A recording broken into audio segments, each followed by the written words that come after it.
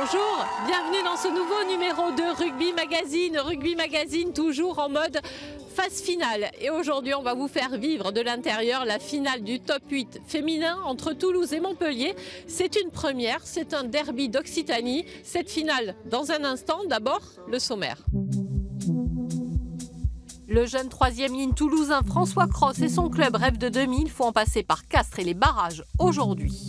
La suite de notre feuilleton à Gruissant, la vie d'un club amateur, honneur aux plus anciens bénévoles du club, c'est Lulu. Les filles de Montpellier championnes de France, une finale inédite face au Stade Toulousain, une finale chargée en émotions. Un petit hôtel de charme, des chambres exiguës. Voilà comment les filles de Montpellier préparent une finale du championnat. Si ma mère voit ça, elle va être contente. Hein. Les images de moi en train de manger la chambre.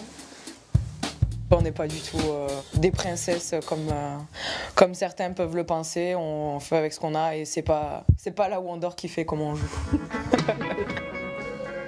À vrai dire, ces filles ont l'habitude du bus, des déplacements interminables chaque week-end, des terrains pas folichons. Alors jouer une finale à Carcassonne sous la grisaille, c'est presque le paradis. Prenez du plaisir. Et avec Olivier, on tenait à vous dire un merci d'être encore là aujourd'hui. Il n'y a plus que 2 équipes. Ben, merci d'être là. Voilà. Puis régalez-vous. 1, 2, 3. Le plaisir d'être ensemble, des rires pour évacuer la pression, c'est peut-être ça la force des Montpelliéraines, quintuples championnes de France. Face à elles, des Toulousaines invitées surprises de cette finale et légèrement plus tendues. Donc on aspire un petit peu et on va souffler bien comme il faut là, 3 fois, bien, mais vraiment en vidant les poumons quoi.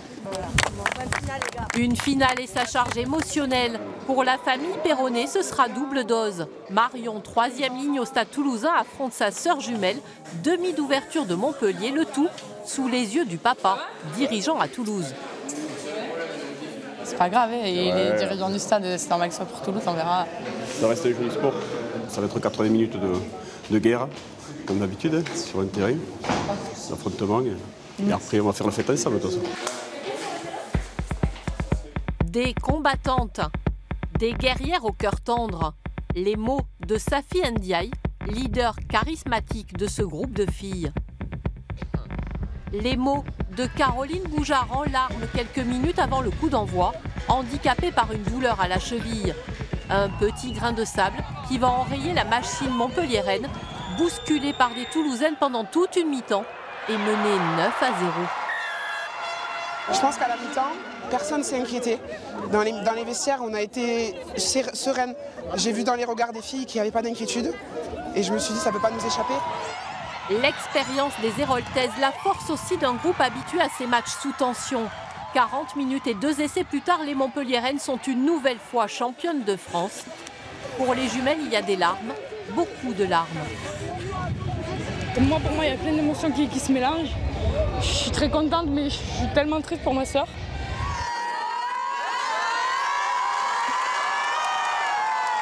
Déjà le 6e titre pour Montpellier, des Héroltaises qui survolent le championnat féminin. Les filles du Stade Toulousain, invitées en finale du top 8, les garçons aimeraient bien les imiter. Le Stade Toulousain qui va devoir en passer par un match de barrage. François Cros, le jeune 3e ligne du Stade Toulousain, est l'invité de Rugby Magazine.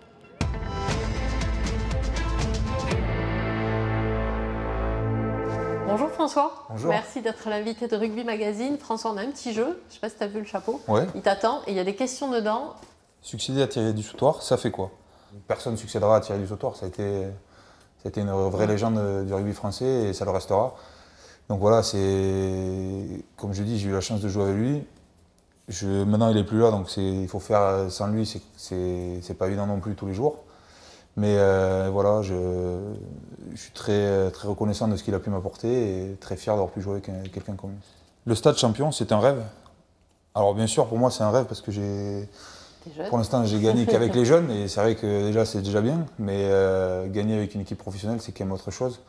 Et quand on joue au Stade Toulousain, c'est vrai que c'est un club qui a un gros palmarès, qui a eu des très belles années.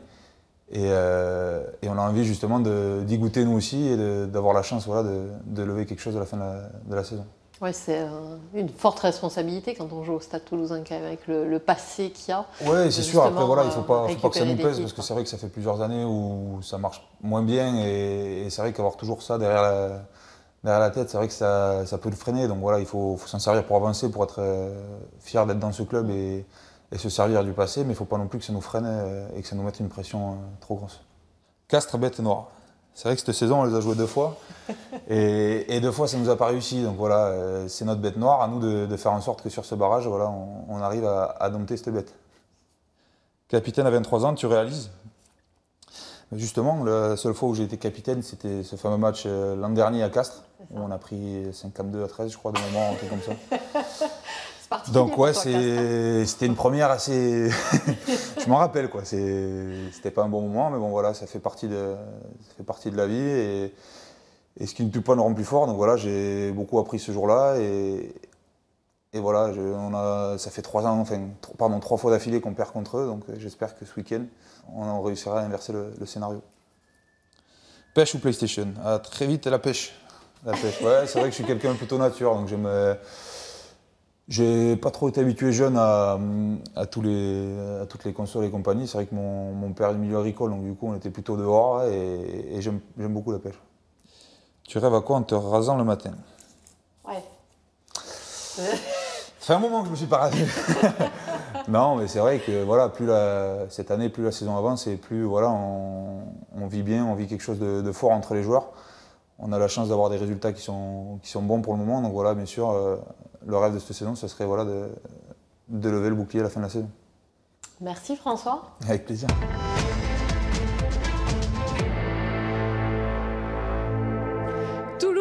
Castres, c'est donc cet après-midi, c'est un derby, c'est un match à guichet fermé. Il va y avoir beaucoup d'ambiance du côté du Stade Toulousain. Mais attention aux Castrés qui sont donc les invités de dernière minute dans ces barrages. Castres qui a battu 2 fois le Stade Toulousain. Alors dans quel état d'esprit sont les Castrés? Regardez plutôt. Mardi, au centre d'entraînement du Castres Olympique, joueurs et entraîneurs préparent le match le plus important de leur saison. Et s'il y a un homme sur lequel Christophe Urios peut compter, c'est bien Julien Dumora. L'ouvreur de formation a pourtant commencé la saison sur le banc. Repositionné à l'arrière après la blessure de Pierre Bérard, il est tout simplement devenu le meilleur marqueur d'essai de son équipe. J'ai eu la chance de pouvoir enchaîner les matchs et c'est peut-être pour ça aussi qu'au niveau de la confiance, ça a été plus facile. Et quand tu enchaînes les matchs, le rythme vient facilement et rapidement. Donc d'où peut-être cette forme physique cette saison. Il m'a bluffé d'abord de par sa personnalité parce que c'est quelqu'un d'extrêmement attachant. Il travaille dur, il se remet en cause, il cherche à progresser, il cherche à être performant. Quand il a fait une connerie, il le sait. Hop, le week-end après, il remet les compteurs à zéro. J'aime ça. Quand je prends une feuille vierge avec les 15 cases, il y a certains postes où je sais mettre les pions et aujourd'hui, lui, il en fait partie. Après, tu as la rousse, London Beater. Du succès sur le terrain, mais aussi en affaires. Avec un de ses amis, il s'est lancé l'an dernier dans la production de bières artisanales, distribuées notamment ici à Castres. Une manière aussi de préparer sa 2e carrière. Du jour au lendemain, tout peut s'arrêter. Donc, au niveau des formations, au niveau de la reconversion, on essaie de mettre un petit peu la main à la pâte, on va dire, pour préparer l'après-rugby. Pour pas, dès que ça s'arrête, partir de zéro. Son futur déjà assuré, Julien Dumora peut aborder le présent sans pression avant le match face à Toulouse. Une équipe qui lui réussit plutôt bien, à l'image de son doublé le mois dernier. Je sens le groupe prêt, voilà. On a envie ça fait 2 saisons qu'on échoue en quart de finale, donc on a envie de cette année d'essayer de passer un palier. Julien Dumora réalise sans aucun doute la meilleure saison de sa carrière. À lui maintenant de faire en sorte qu'elle se prolonge une semaine de plus. Les phases finales aussi pour Gruissant, c'est en ce moment, c'est notre petit club que nous suivons depuis le début de la saison. Et aujourd'hui, on a voulu rendre hommage aux bénévoles de ce club avec Lucien. Lulu, c'est le plus ancien bénévole du club. Alors on a voulu lui rendre un petit hommage. Regardez plutôt le portrait de Lulu. Allez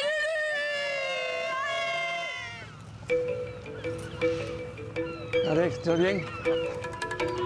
Gruissant, Lucien Tinet connaît le coin par cœur. Son petit port, ses rues, sa tour de Barberousse, son église. À 74 ans et presque autant passé dans son village, il ne s'en lasse pas. Voilà. Pas beau ça? Là, c'est magnifique. Moi, je ne m'en lasse pas de regarder cette tour-là. Et nous, quand on était jeunes, on ne s'amusait que là. On jouait aux cow-boys, aux Indiens. Voilà, on était toujours au château, là. Hein. Lucien Tinet, Lulu pour les intimes, a Gruissant dans le sang. Une passion intimement liée au rugby. Toujours dans la tête, j'avais toujours le rugby dans la tête. Puis à Gruissant, c'est un peu comme ça. Dès qu'on rencontre quelqu'un dans la rue, au village, alors ça va, alors ce match, demain, qu'est-ce qu'on fait? On joue, on parlait que de rugby, de suite après. Lulu est le plus ancien bénévole du club. Il est né avec un ballon ovale dans le berceau. Son père, ses frères, tous ont porté le maillot de l'aviron gruissanais. Lucien lui intègre l'équipe première à 14 ans. Puis il y a eu le moment de raccrocher les crampons. Pas le plus facile. À 50 ans, je faisais des matchs en réserve. Il manquait toujours quelqu'un des fois. Et sur la feuille de match, il fallait être temps, à l'époque. Alors elle m'a dit, Lucien, allez, déshabille-toi. Je jouais. Je faisais attention, mais je jouais, quoi. À 74 ans, Lucien n'est pas encore prêt à raccrocher le maillot de bénévole. D'ailleurs, il va au stade tous les jours pour bricoler, comme il dit. J'avais essayé d'arrêter une année, de dire avec les dépassements, bon, je n'ai pas pu tenir, il m'a fallu revenir. C'est une drogue, hein, c'est une drogue, c'est vrai. Dopé au rugby à l'adrénaline de ces matchs du dimanche. Dans quelques semaines, Gruissant va disputer le match de la montée en Fédéral 2. De nouvelles émotions à vivre pour Lucien et ses amis bénévoles.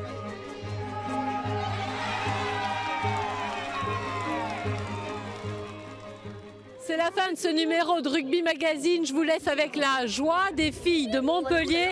Ouais, elles sont championnes de France. Nous, on va évidemment rester en mode phase finale avec Rugby Magazine. La semaine prochaine, on va attaquer les demi-finales du top 14. Excellent week-end sur France 3.